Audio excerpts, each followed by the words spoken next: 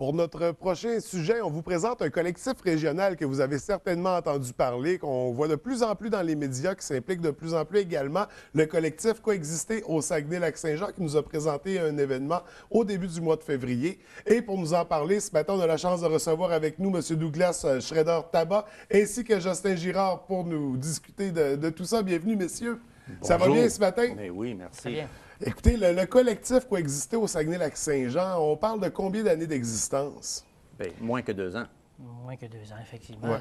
En fait, la première manifestation qu'il y a eu d'existence du collectif, c'est à la suite des événements qui avaient touché la mosquée de Chicoutimi. Ouais. Vous vous rappelez qu'il y avait eu cette expérience malheureuse là, De sang de porc. Exactement, de porc qui avait été aspergé. Et en solidarité, la semaine suivante, on s'est regroupé quelques personnes, on était peut-être une vingtaine en tout, pour dire non.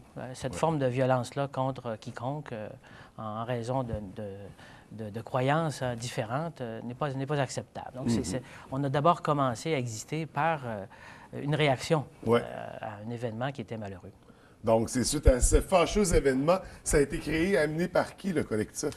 Bien, au départ, moi et d'autres avons discuté d'abord, il faut faire quelque chose, on ne peut pas laisser les choses de cette façon-là. Donc, moi-même et quelques collègues, là, entre autres agents de pastoral dans l'Église catholique, on s'est dit comment faire pour dire non. Et on s'est regroupé quelques-uns. C'est peut-être à partir de mon initiative, mais rapidement, c'est devenu quelque chose de collectif, d'où le nom qu'on a donné. Oui. Et la mission, l'objectif, ben, d'abord réagir, c'est ça, à ces comportements négatifs-là. Mais c'est quoi sinon la mission du collectif? Mais plus que réagir, c'est devenu, et c'est une des raisons pourquoi moi je me suis joint, c'est toute la discussion comment vivre ensemble. Ouais. Et dernièrement, on a même adopté ce slogan pour coexister, vivre ensemble chez nous. Nous sommes tous chez nous, il faut bien vivre ensemble. Comment faire qu'on fait ça d'une manière paisiblement puis respectueusement? Moi, je trouve ça très attirant. Fait qu'un message d'intégration, puis c'est en intégrant les gens que ça va bien quand on exclut, c'est ce qui crée les ghettos, comme on dit vulgairement. Donc, c'est vraiment d'intégrer tout le monde dans notre milieu pour une vie qui est saine. On parle de combien... Vous dites ça bien. Viens-t'en. Ben, Faire un bon membre, moi, là. je suis pour l'intégration. Je suis pour ça. Honnêtement, non, je trouve ça beau, même, le mélange des cultures, ce que ça peut apporter à une communauté. Puis, mais bon, on va revenir au collectif Coexister au Saguenay-Lac-Saint-Jean. Au moment où on se parle, presque 2 ans d'existence, on parle de combien de membres qui tournent autour du collectif? D'abord, la question de l'appartenance au collectif, elle est plutôt vague. On n'a pas de carte de membre pour faire partie du collectif. L'idée, c'est si on adhère au manifeste qu'on a écrit, qu'on a rédigé, qu'on a même publié dans le journal régional récemment, c'est déjà la première base là, qui est nécessaire. Donc, sur la page Facebook, il y a peut-être 200 personnes qui sont sympathisantes, et ainsi de suite. C'est plutôt lié aux activités qu'on fait. Quand il y a une activité qui est proposée, il y a les gens qui ont envie d'être là pour pouvoir y participer. De façon plus organisée, le groupe qui s'occupe d'organiser les choses et ainsi de suite, on est peut-être une dizaine là, de diverses croyances, hein, c'est important de le dire, de diverses traditions religieuses ou non, et qui sont représentées à notre table. Donc, ça nous permet de regarder vraiment la notion du vivre ensemble. C'est vraiment cette notion-là qui est au cœur de notre vision. Le collectif vise à promouvoir le vivre ensemble. Il n'y a pas de membership, mais en étendant cette vision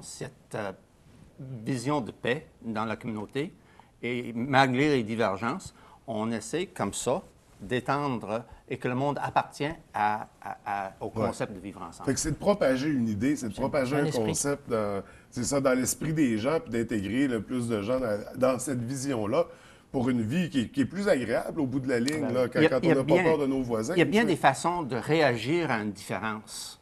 Vous portez de rouge, moi je porte de noir. Aujourd'hui, on est différents, mais on peut. Ça ne nous empêche pas d'avoir une discussion. Mais oui. Au lieu de diviser, ça peut unir. Ouais. Ça donne un lieu de discussion même. Oui, absolument. Donc, c'est vraiment la vision. Puis concrètement, c'est quoi les gestes qui sont posés pour propager cette vision-là?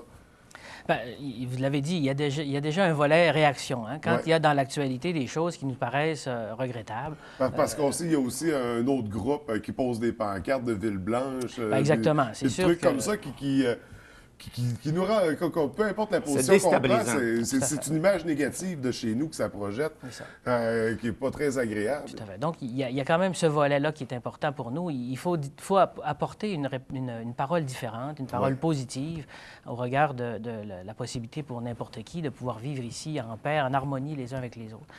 Le volet important qu'on veut développer, et c'était le but de la fête du 1er février, Oui. c'est de dire, faisons des activités qui sont positives, qui sont rassembleuses. Et donc, le 1er février, on a comme transformé une fête là, traditionnelle, la Chandeleur, le jour de la marmotte. Ouais. On a mis tout ça ensemble en se disant, ben voyons, faisons une activité familiale où les gens vont pouvoir être là, heureux. Et c'était la joie de rassembler tout ce monde-là qui était, je pense, au cœur de ce qui nous a resté, là, Ouais. tout le monde. Les échanges avec les personnes différentes, même avec les enfants, tout inclus, là, c'était quelque chose de bon. Fait que c'est un lieu de rencontre, de partage entre diverses communautés, mais entre diverses générations aussi, parce que c'est ça aussi, absolument. vivre ensemble. Tout à fait, oui. C'est d'intégrer les jeunes, d'intégrer les aînés. On ne parle pas juste de communauté puis de culture. Ça peut être vaste le thème. Donc, l'événement qu'on mentionne du début du mois de février s'intitulait « Lumière, chaleur humaine et partage au cœur de l'hiver ». Donc, ça a été un franc succès, ça s'est bien déroulé. Ben, pour une première, pour nous, c'était un ouais. succès. Effectivement, on n'avait pas beaucoup d'idées de l'ampleur de l'événement, Ouais. à quel point. Et Ça puis, fait qu'on essayait. ben, on essayait. On s'est dit, créons quelque chose qu'on voulait, à l'origine, faire comme une tradition qui reviendrait. Donc, pour nous, c'est clair qu'à la fin, à la suite de l'évaluation qu'on en a fait, le 7 février, le premier dimanche du mois de février, va devenir un événement rassembleur, interreligieux, favorisant finalement le vivre ensemble. On s'est engagé finalement à le renouveler. Donc, Ça sera important. Et puis, on a peut-être aussi, dans un deuxième champ d'intérêt, l'idée de créer aussi, autour de l'automne, un autre événement, qui celui-là sera peut-être plus réflexif. Là. Comment on peut, justement, être ensemble, c'est une chose, mais développer, comment faire des actions positives qui nous permettront.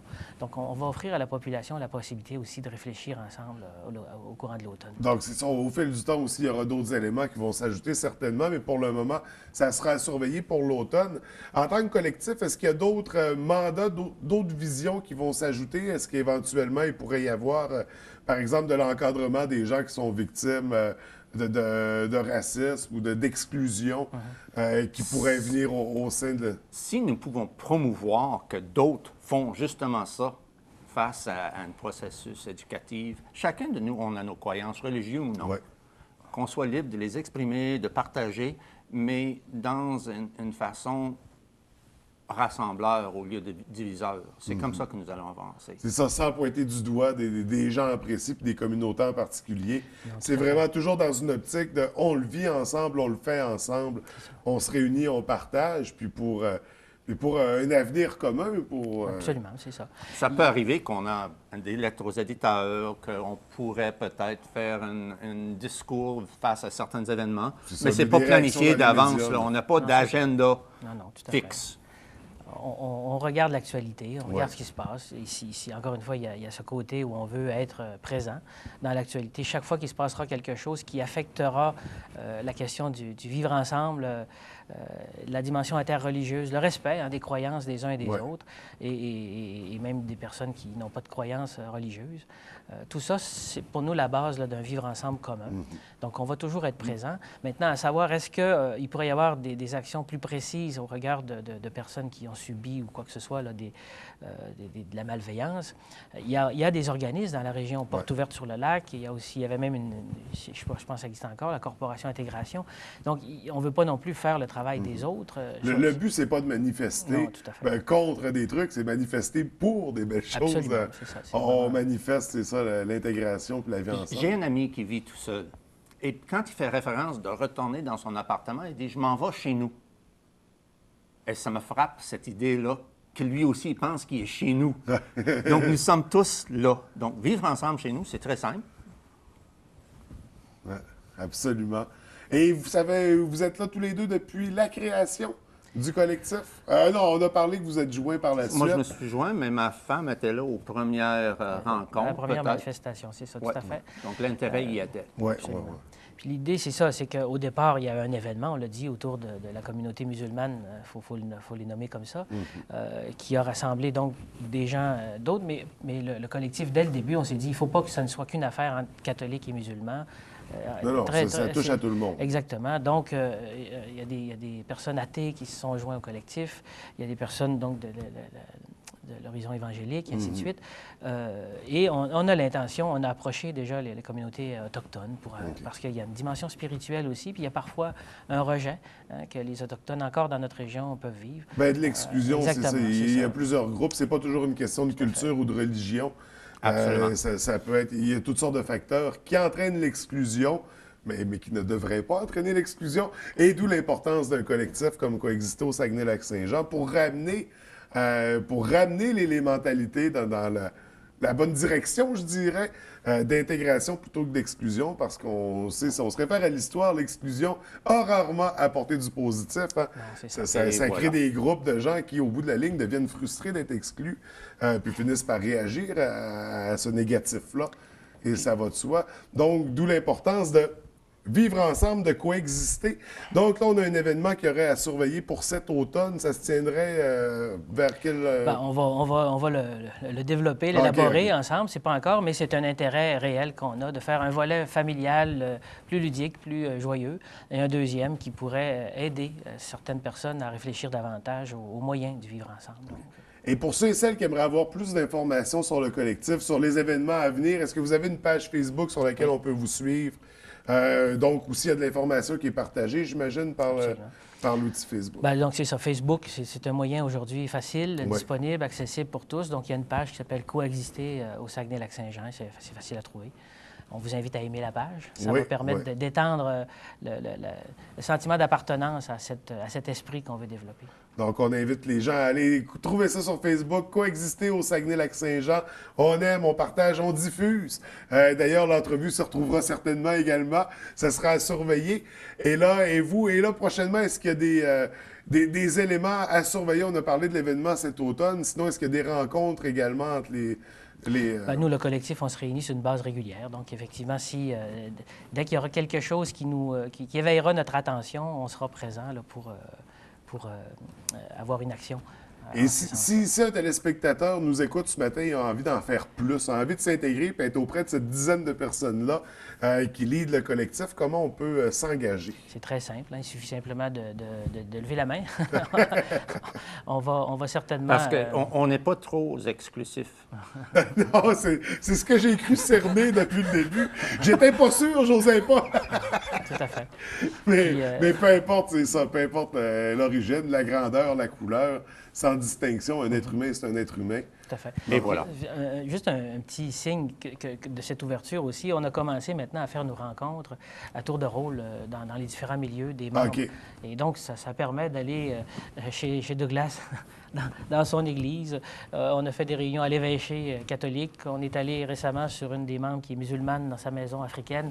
Alors, tout ça, ça permet encore de le vivre davantage, là, de se vivre ensemble. Et de vivre une expérience en même temps, de ça. découvrir ces autres cultures-là. Donc, quiconque voudrait s'associer à cette mouvance qu'on veut créer sera la bienvenue. Donc, absolument. Et là, ça couvre l'ensemble. Quand il y a des rencontres comme ça, c'est ça, on se déplace, ça peut avoir lieu au lac, ça peut avoir lieu au Saguenay, peu importe. On couvre l'ensemble de la région. Bon, on veut couvrir l'ensemble de la région. Bien sûr, actuellement, le foyer principal est ici, autour de Saguenay. Parce que les événements... Exactement. Oui, c'est ça. Puis, encore une fois, Porte ouverte sur le lac fait un travail intéressant là, au lac Saint-Jean. On cherche, on a commencé à établir des ponts. On veut créer des collaborations avec d'autres organismes. Donc, du beau développement. Ça même pas à peine 2 ans. Donc, on souhaite longue vie à un collectif comme ça. Un collectif pour vivre dans un milieu pas mal plus sain, pas mal plus positif également. Messieurs, c'est une belle initiative. Je vous remercie d'avoir pris le temps de venir nous en parler. J'espère que suite à cette entrevue-là, les j'aime vont augmenter et que des gens vont vouloir s'impliquer dans le collectif. Oui, on invite les gens à y aller d'ailleurs. Écoutez, merci d'être venus à l'émission. Je vous souhaite beaucoup de succès avec le collectif et une très belle journée à tous les deux. Merci beaucoup. Merci.